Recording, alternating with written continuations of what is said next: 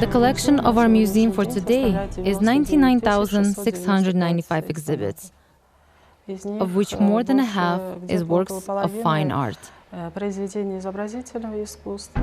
Our film crew, for the first time, has the opportunity to shoot works that are stored in the museum's new collections. Here, there are a lot of paintings and graphic works on how these funds were collected. We can also learn it from the collector himself, thanks to the shots of the Chronicle.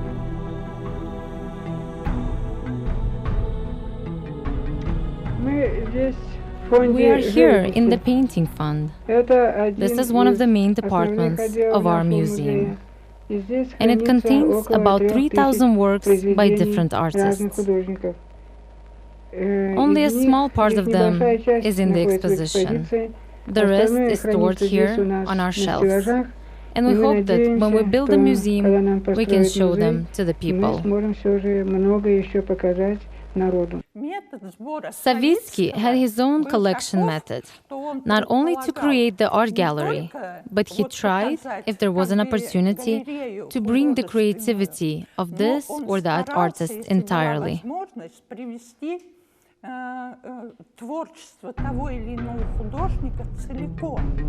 Along with the works of masters constantly living and working in Uzbekistan, in the collection of the Nukus Museum, a large place is occupied by paintings and graphics works by Russian avant-gardists, now classics of art.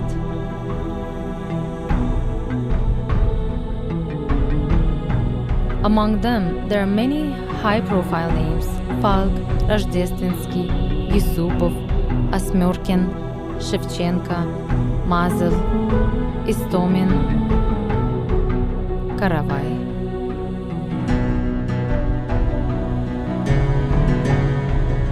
The numerous canvases in the museum's funds are waiting for their researchers. This work belongs to Falk. In our collection, we have 13 works of this famous artist. Savitskiy, after the death of Falk, turned to his widow, Щекин-Кротова, and she was able to offer him 13 works that came to our museum. These works were, of course, masterpieces.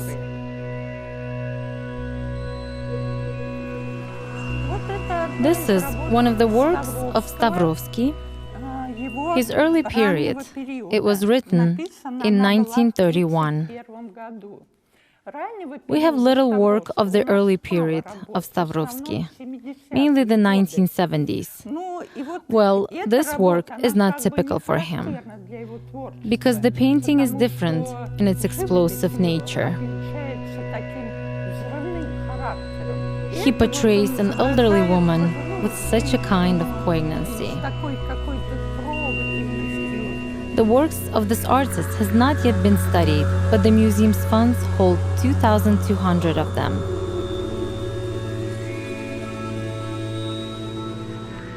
And these are works of Nikolai Tarasov. There are about 1,000 of them in the Nukus Museum. This is a series of works dedicated to Alexander Sergeyevich Pushkin. Savitskiy went sometimes for a whole month, and then called that such a train would stop in Khajeli, because in those years, in the 1970s, when Savitskiy was intensely collecting, we did not have a station here. There was no railway, and he had to go to Khajeli. Khajeli is 40 kilometers from Nukus. He loaded the wagons completely. There were paintings, graphics, and sculpture, and of course it was impossible to unload all this in 10 minutes. And the train stopped sometimes for half an hour or for an hour. Thus, in Nukus Museum has assembled an exclusive collection of works by artists such as Clement Redko, Pavel Surikov, Boris Rybchenkov, and Nikolai Grigoriev. They are little-known artists to a wide audience. Their work is shown today for the first time.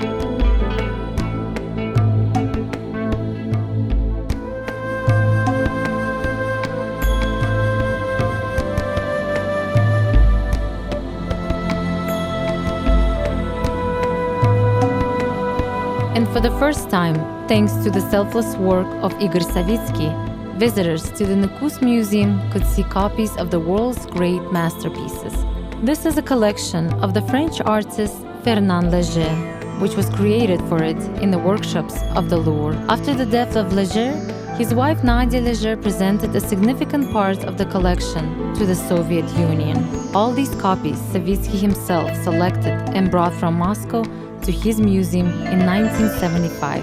His choice is another evidence of impeccable taste and genuine professionalism in getting the collection.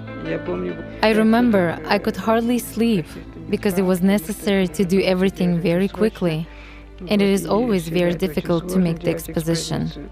But you feel some joy in the result. Therefore, this is such a personal matter. If a person finds his satisfaction in this, the meaning of his life, then everything goes very simply. Видит в этом смысл своей жизни, тогда и все идет очень просто. The collection of the State Art Museum of the Republic of Karakalpakstan, named after Igor Savitskiy, is not only a unique large-scale collection. The museum has become a truly scientific base for researchers of known and unknown pages of the art history of a vast region and for the creativity of artists fascinated by the East.